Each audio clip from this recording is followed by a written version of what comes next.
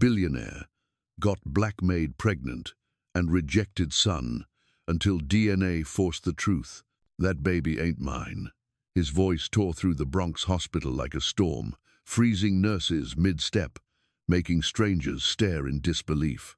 In her trembling arms, Elena clutched the newborn who carried the unmistakable storm-grey eyes of the Hale family, while Marcus, a billionaire wrapped in pride and fear, spat words sharp enough to shatter her soul.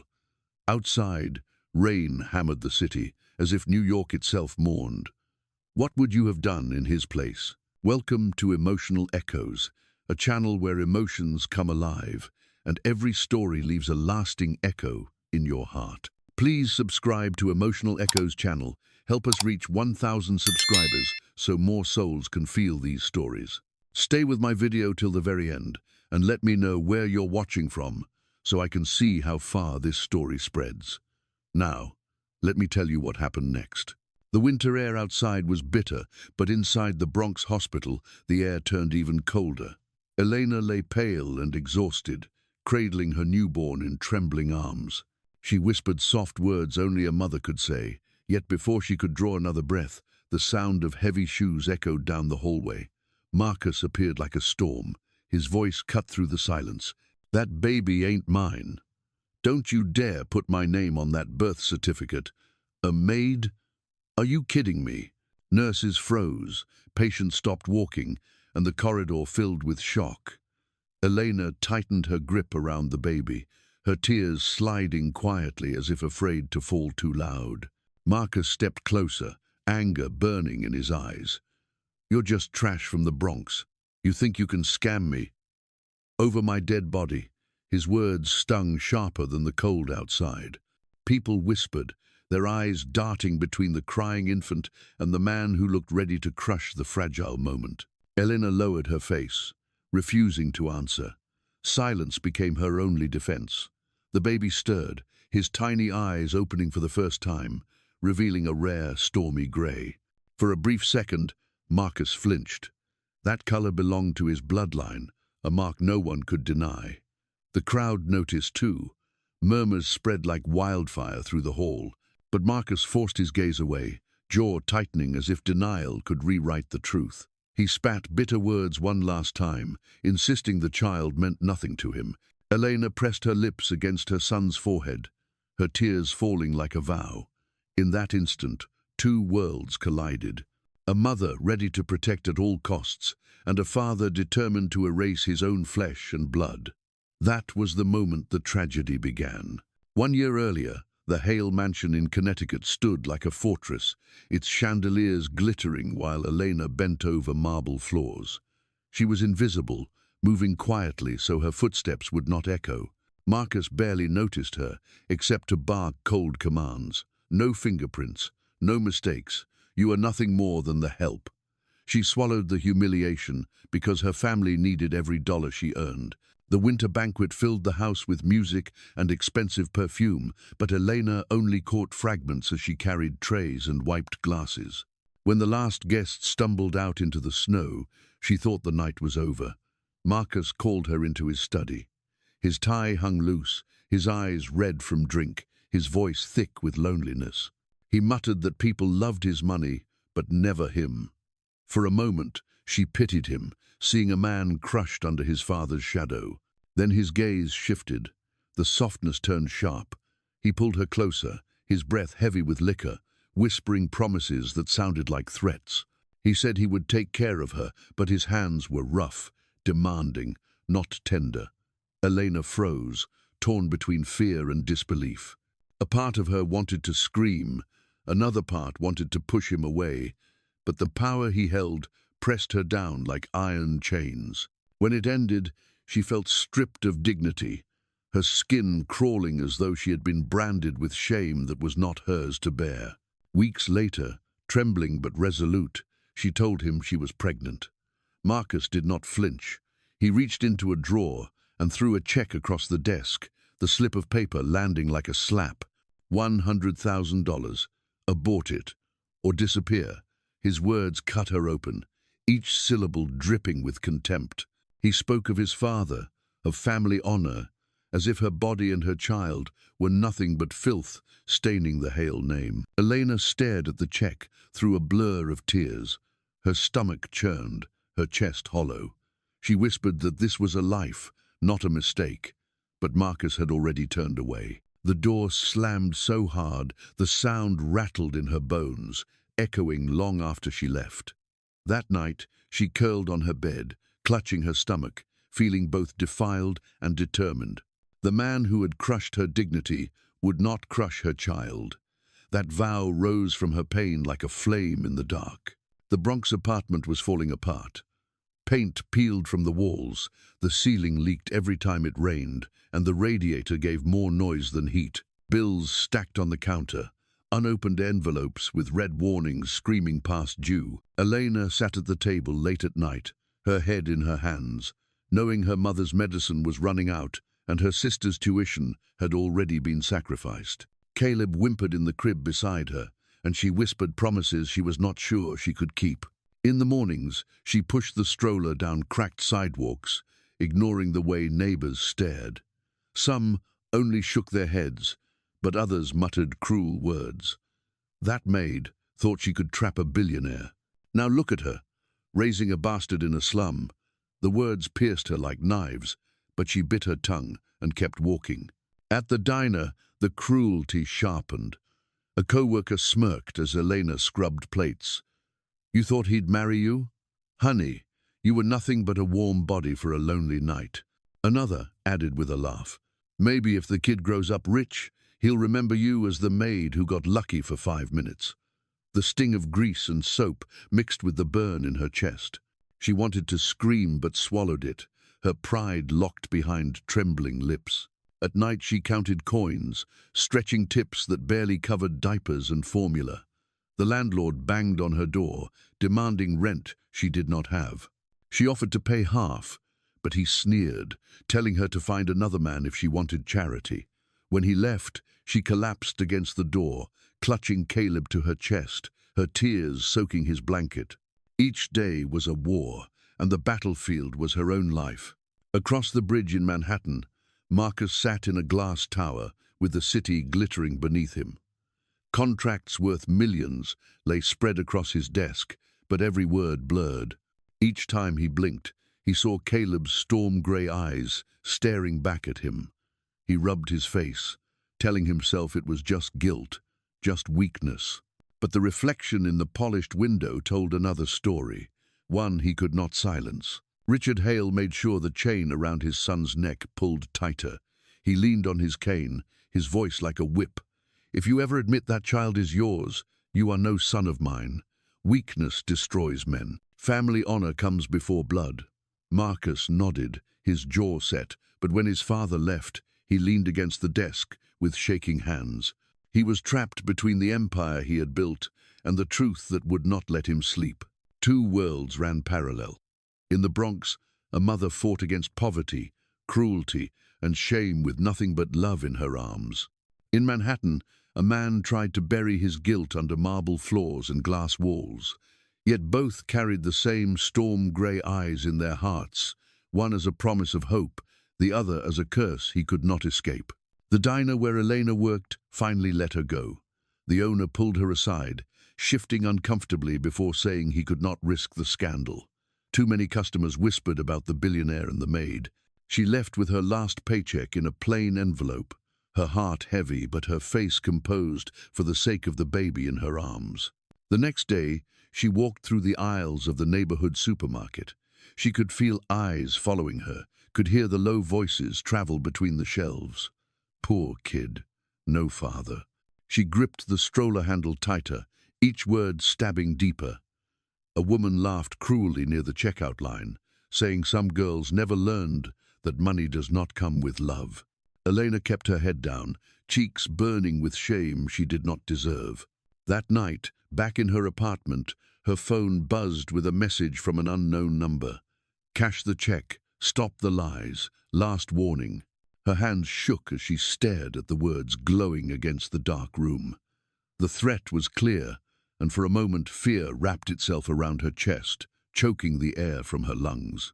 She pressed the phone to her lap, fighting back the terror that tried to break her resolve. In her weakest hour, Elena pulled Caleb close, burying her face in the soft curve of his neck. The baby stirred, his warmth anchoring her to the world. "They can deny you, but I never will. You are not a mistake. You are my miracle." Her words trembled out, each one carrying both pain and power. She kissed his hair, letting her tears fall where he could never see them. The world outside painted her as nothing, but in her arms she held everything that mattered.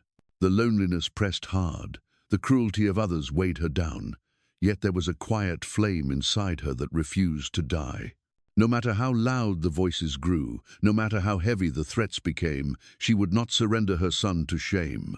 That small apartment became her battlefield, and love was her only weapon.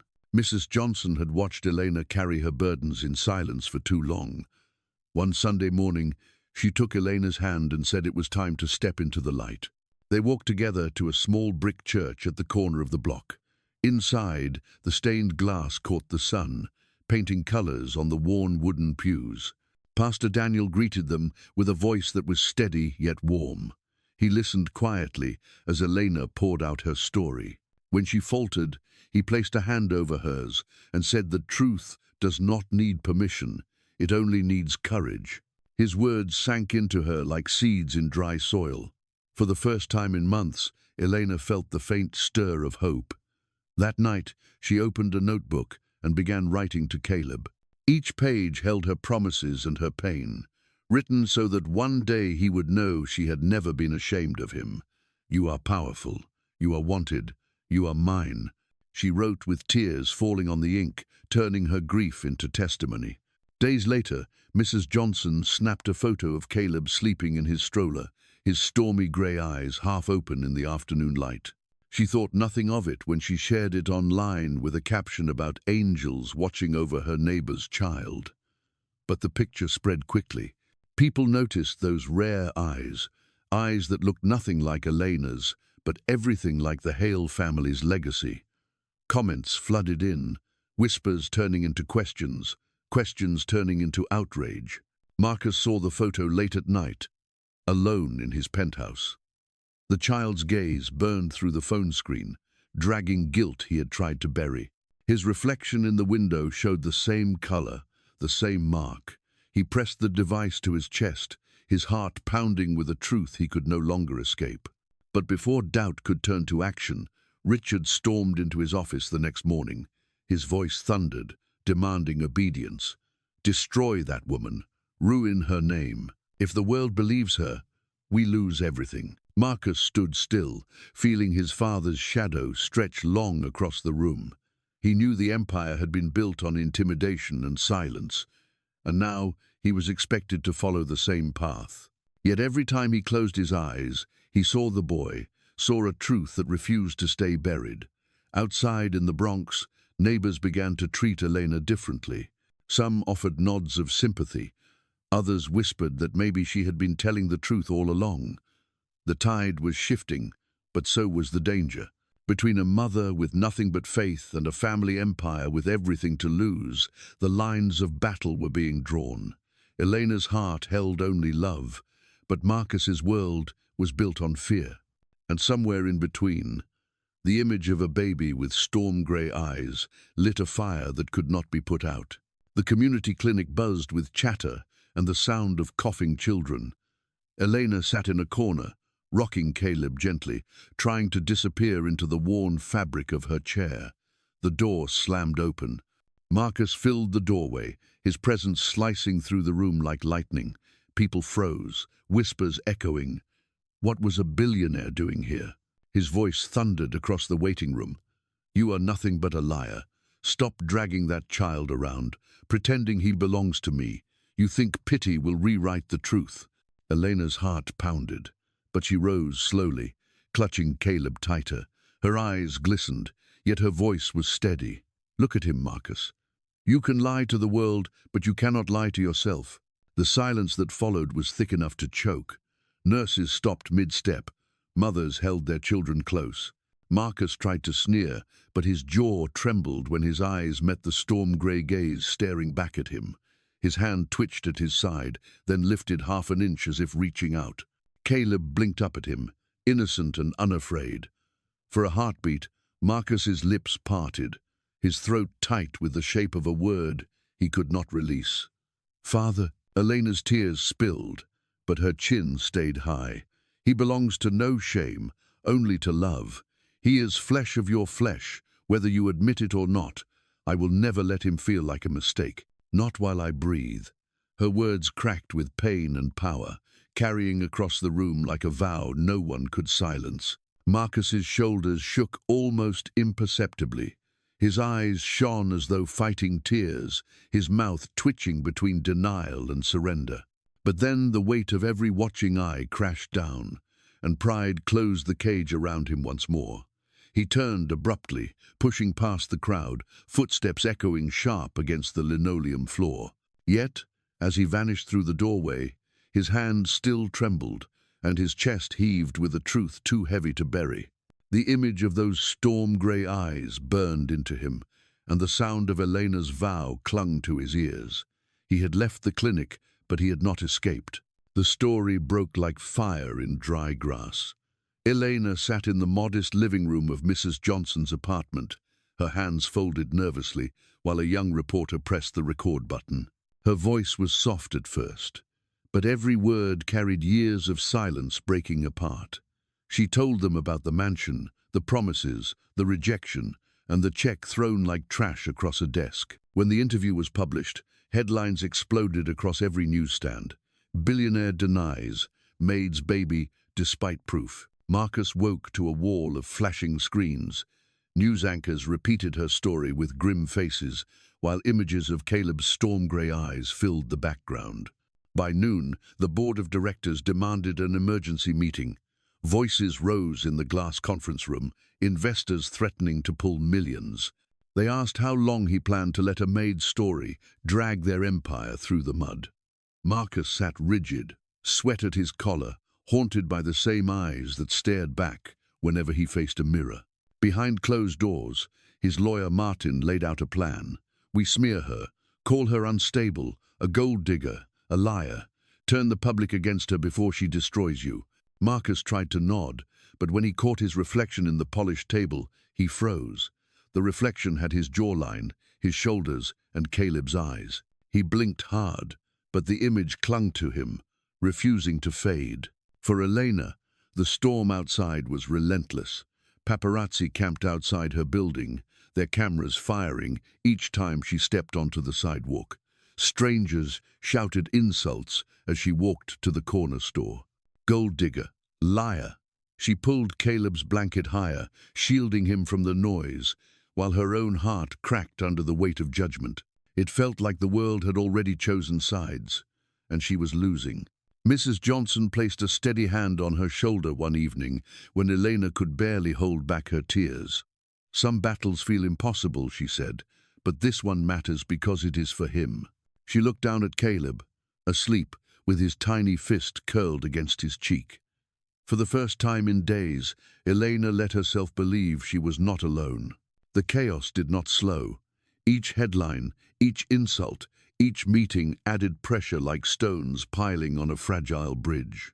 Marcus fought to preserve an empire built on silence, while Elena clung to the fragile shield of truth. Two worlds collided in the court of public opinion, and the only witness who could not speak was a child with storm-grey eyes that told the truth louder than any voice. The courthouse steps were flooded with cameras.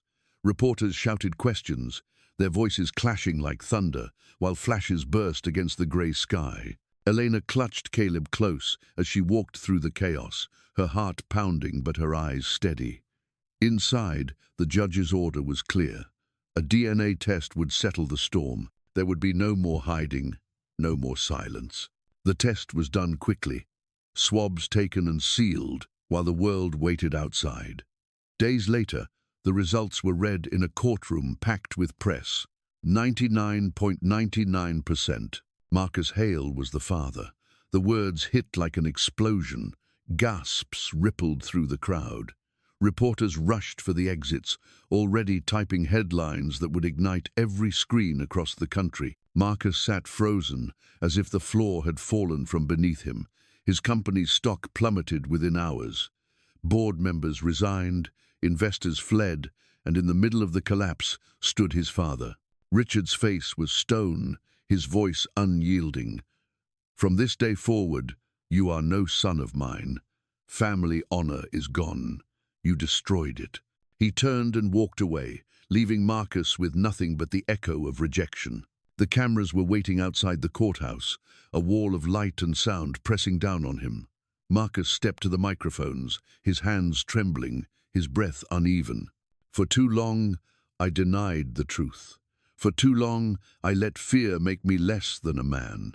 Caleb is my son. No more lies." His voice cracked, but it carried. Every word was a confession, but also the first step toward redemption. Elena stood off to the side, tears filling her eyes. The world had forced the truth out, but Marcus had chosen to speak it himself. The crowd roared, reporters firing questions, flashes exploding like fireworks, and in the middle of it all, a mother held her child, and a man finally called him son. It was the moment no one could take back. The moment the story of shame turned into the beginning of change. Marcus no longer carried titles or sat at head tables. The empire had slipped from his hands, leaving him with nothing but a child he barely knew how to hold.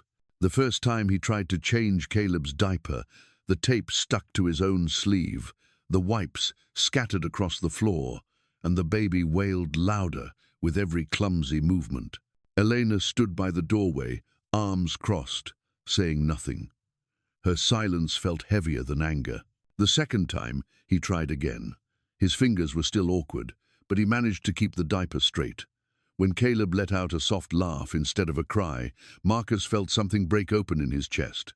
For the first time, he smiled, not as a defense, not as pride, but as a father, catching a glimpse of hope.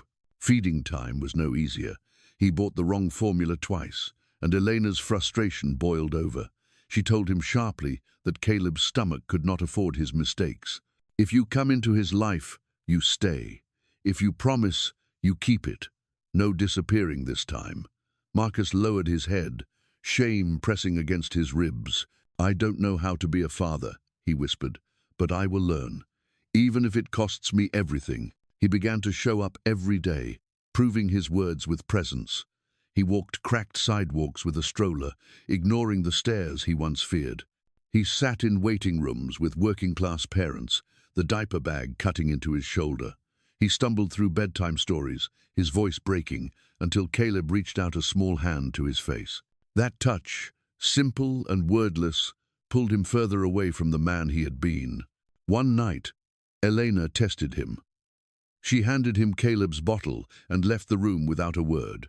Marcus panicked at first, rocking the child too hard, fumbling with the cap. But after minutes that felt like hours, Caleb drank quietly, eyes fluttering shut against his father's chest. When Elena returned, she found Marcus still holding him, unwilling to move even after the baby had fallen asleep. She said nothing, but something in her gaze softened. Marcus sold the penthouse and moved into a modest apartment blocks away. The furniture was worn, the paint chipped, but he did not care.